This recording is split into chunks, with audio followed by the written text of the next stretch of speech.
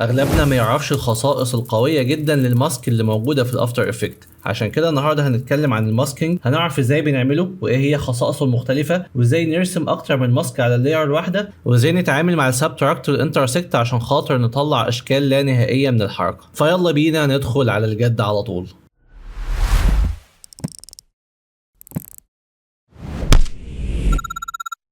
اول حاجه يا ريت ما ننساش اخواتنا اللي موجودين في الصوره دول، ندعمهم ونتكلم عنهم وننشر اخبارهم ونحاول نساعدهم لو نقدر.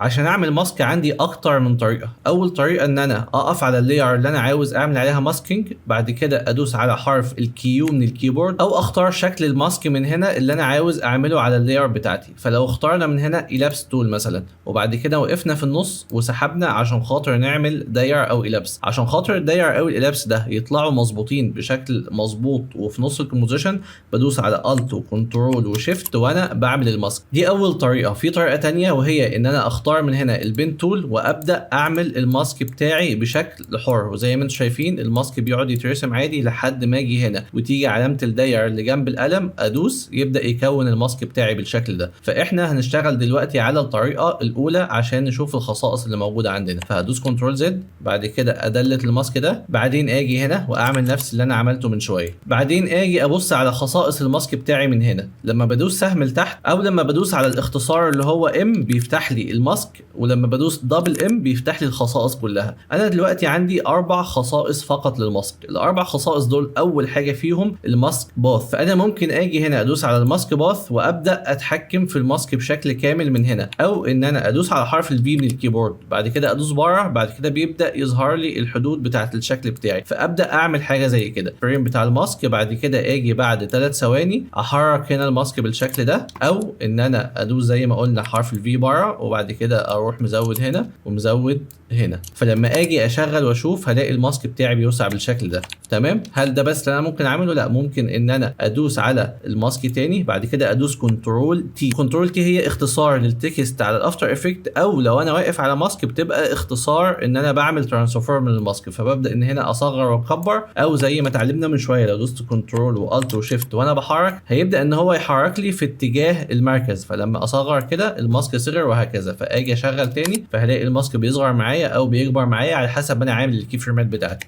تمام. طيب ندوس كنترول زد تاني ونشوف بقيه خصائص الماسك. تاني خاصيه مهمه من خصائص الماسك هي الماسك فيذر، وزي ما احنا شايفين لو بدانا نحرك الماسك فيذر بالشكل ده هيبدا ان هو ينعم الحواف. كلمه فيذر معناها ريش، فبالتالي انا كل لما ازود الفيذر هنا بيبدا ان هو كانه خلى الحدود بتاعتي زي ريش، وبالتالي بقت انعم وبقى شكلها الطف. وطبعا احنا شايفين هنا علامه السلسله، وزي ما احنا متعودين اي حاجه فيها سلسله بالتالي بيبقى عندي قيم مختلفه ممكن العب في كل قيمه سواء الاكس او الواي على حده. يعني لو شلت السلسله هنا وبدات احرك المحور ده هلاقي ان هو بيعمل فيذر بالجنب كده. نحط كي فريم في الاخر ونيجي عند الاول نخلي الفيذر ده صفر، بعد كده نشغل نلاقي ان هو بدا يكون الشكل بتاعي بالطريقه دي. طيب نيجي في الاول تاني ونشيل الماسك باث ونشيل الفيذر ونشوف تالت حاجه. تالت حاجه هي الاوباسيتي، وزي ما احنا عارفين الاوباسيتي معناها القتامه، فكل ما بقلل القتامه بتاعت اللاير بتاعتي بيبدا ان الشفافيه تزيد معايا وبالتالي الشكل يختفي. طيب دلوقتي حد هيقول لي ما انا عندي اوباسيتي موجوده بالفعل في اللاير، ايه الفرق بينها وما بين الاوباسيتي اللي موجوده في الماسك؟ هنا هنيجي على الحاجه اللي اتكلمنا عنها في الاول، وهي ان انا ممكن يكون عندي اكتر من ماسك في لاير واحده. فانا ممكن ادوس كيو هنا بعد كده اعمل ماسك تاني بالشكل ده، والماسك ده اجي عنده والعب في الشفافيه بتاعته، وبالتالي فانا هنا اقدر اتحكم في شفافيه كل ماسك على حده. دلوقتي نرجع نحذف الماسك ده ونشوف حاجه من اهم الحاجات اللي موجوده في الماسك، وهي الماسك اكسبانشن. اكسبانشن او لما بقول ان انا بعمل اكسباند الحاجه، فكلمه اكسباند معناها تمدد. فهنيجي نبص كده ونحرك الاكسبانشن هنلاقيه بيعمل زي ما قلنا تمدد لللاير او لحواف اللاير بتاعتي. طيب ده ميزته ايه؟ ميزته ان انا بسهوله جدا ممكن يكون الماسك عندي 5 6 7 8 10 نقط، فمش هضطر ان انا امسك النقط كلها واحركها او امسك نقط معينه واتحكم فيها. كل اللي بحتاج اعمله ان انا اعمل اكسبانشن عشان خاطر يمدد لي حواف اللاير بتاعتي او حواف الماسك عندي. الديفولت بتاعه هو صفر، فصفر مش معناها ان الشكل مختفي تماما، صفر معناها ان الماسك بالحدود بتاعته الطبيعيه. لو بدات اقلل واخليه في الماينس بالشكل ده بيبدا يخش لجوه، ولو بدات ازود واخليه بالبوزيتيف بيبدا يطلع لبره. وانا بستخدم الماسك اكسبانشن كتير كتير جدا جدا جدا. ببدا اعمل دايره عاديه، وبدل ما العب في الماسك نفسه باجي عند الاول واصغر لحد ما الدايره دي تختفي زي ما انتم شايفين. تمام، بدوس كنترول عشان خاطر التحكم يبقى ادق، وبدوس شيفت عشان التحكم يبقى سريع. بعد كده بحط هنا ماسك اكسبانشن، بحط كي فريم عنده في الاول وفي الاخر،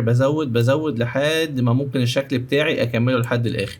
وبعد كده نعلم على الاثنين كي فريم وندوس F9 بس عشان الحركه تبقى انعم شويه، وبعد كده نشغل نلاقي الشكل بدا يتكون عندي بالطريقه دي. من الخصائص المهمه للماسك برضو ان انا لو جيت هنا وعملت انفيرتد بيبدا يعكس الماسك بتاعي، فلما اجي اشغل كده بنفس اللي كنت عامله بنفس الاكسبانشن اللي كان محطوط هلاقي الشكل بدل ما هو بيظهر بيختفي. فبالتالي لو انا عندي لاير تحت اللاير دي كأن الشكل ده اتفتح منها وظهر الشكل الجديد اللي موجود عندي. نرجع للاول تاني ونبدا نشيل الاكسبانشن بتاعنا خالص، ونبدا نخلي الحاجه دي هنا صفر زي ما كانت، ونرجع الديفولت بتاع الشكل بتاعنا ونعلم هنا على علامه الشيب. وبالمناسبه في طريقه تانية ان انا اعمل الحاجه ترجع ديفولت بتاعها، وهي ان انا بدوس كليك يمين على اي قيمه وبدوس ريسيت. فلما بدوس ريسيت هنا بيبدا ان هو يرجعها للقيمه الاساسيه بتاعتها. بعد كده اعمل لينك هنا عشان ارجعها برده للطبيعي بتاعها. بعد كده من هنا الغي الانفيرتد، فدلوقتي الماسك عندي زي ما هو كان موجود. حاجه كمان ممكن نعملها ان انا يبقى عندي اكتر من ماسك. هنا ممكن ان انا اعمل دايره تاني بالشكل ده وابدا احركهم، او ممكن اعمل دوبليكيت. الماسك برده بيتعمل له دوبليكيت زي الافكتات وزي اللايرز وزي كل حاجه. فلو دوست هنا كنترول دي بقى عندي 2 ماسك فوق بعض. بعدين اجي افتح هنا، بعد كده ادوس على الماسك باث ده والماسك باث ده وادوس كنترول تي عشان خاطر يعلم عليهم هما الاثنين، لان انا عاوز اصغرهم الاثنين يبقوا قد بعض بالظبط. فوليكن الحجم هيبقى كده. بعدين هدوس بره هنا عشان اعمل ريليز. بعد كده همسك واحد واحد عن طريق ان انا ادوس ماسك باث من هنا، بعد كده شيفت وسهم يمين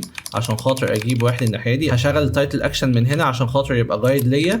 بعدين همسك الماسك باث التاني وادوس شيفت وامشي ناحيه الشمال عشان خاطر يجي الناحيه التانيه برضو.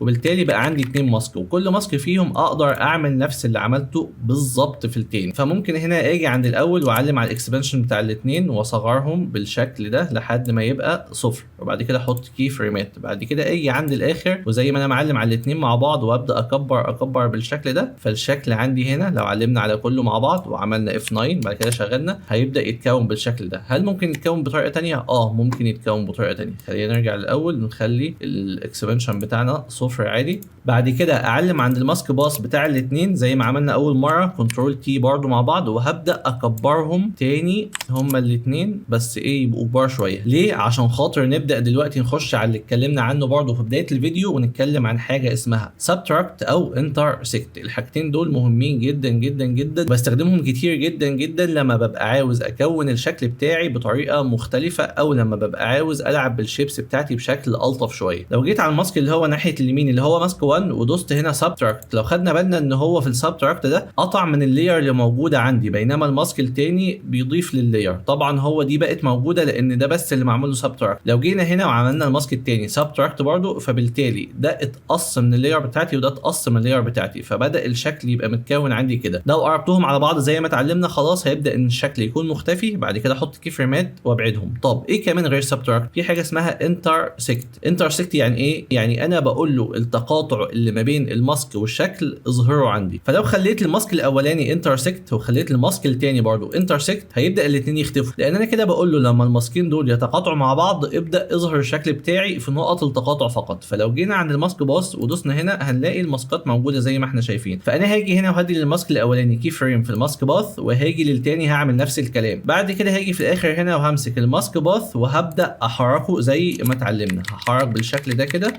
لحد ما يبدا يخش عندي على المشهد. لسه مفيش حاجه ظهرت. بعد كده هاجي عند التاني وهعمل نفس الكلام واحرك بالشكل ده، بدأ يظهر عندي التقاطع. لو علمت على الاثنين برضو دوست كنترول تي هنا وبدأت اكبر الشكل بتاعي تاني زي ما اتعلمنا، هنلاقي كل ما التقاطع ده بيزيد كل ما الشكل بتاعي بيبدا يظهر. لو جيت بقى في الاول هنا وعلمت على الكي فريمات بالشكل ده وعملت F9 وبعد كده دوست شيفت حرف الظهر عشان خاطر اعمل فول سكرين واشوف كويس واشغل، الاقي الشكل بتاعي بيتكون بطريقه تانية خالص. طبعا تخيل معايا لو الشكل ده ما كانش داير، تخيل معايا الاشكال دي لو كانت نجمه، لو كانت مربع، لو كانت راوند، لو كانت اشكال احنا عاملينها بايدينا، هيطلع عندنا اشكال لا نهائيه من الترانزيشن، من اللعب في الشيبس، من اي حاجه بنحتاج نعملها على الافتر افكت بشكل مختلف ومميز. ونقدر نلعب في الفيذر بتاعها، نقدر نلعب في الحواف، نقدر نلعب في الاوباستي، نقدر نلعب في كل حاجه على حده. الدرس ده مهم جدا، مهم انك ترجع تشوفه تاني، لانه هيفرق معاك جدا جدا جدا في الشغل بتاعك، خاصه لو انت زي حالاتي مهتم باللوجو انيميشن وبتحريك الهويه البصريه وبالبراندنج بشكل عام. شكرا يا اصدقاء، كان معاكم احمد صقر. اشوفكم في فيديو جديد. لو حد عنده تعليق او سؤال او اي حاجه يكتب لنا في كومنت تحت. اشوفكم على خير الفيديو جاي ان شاء الله. سلام.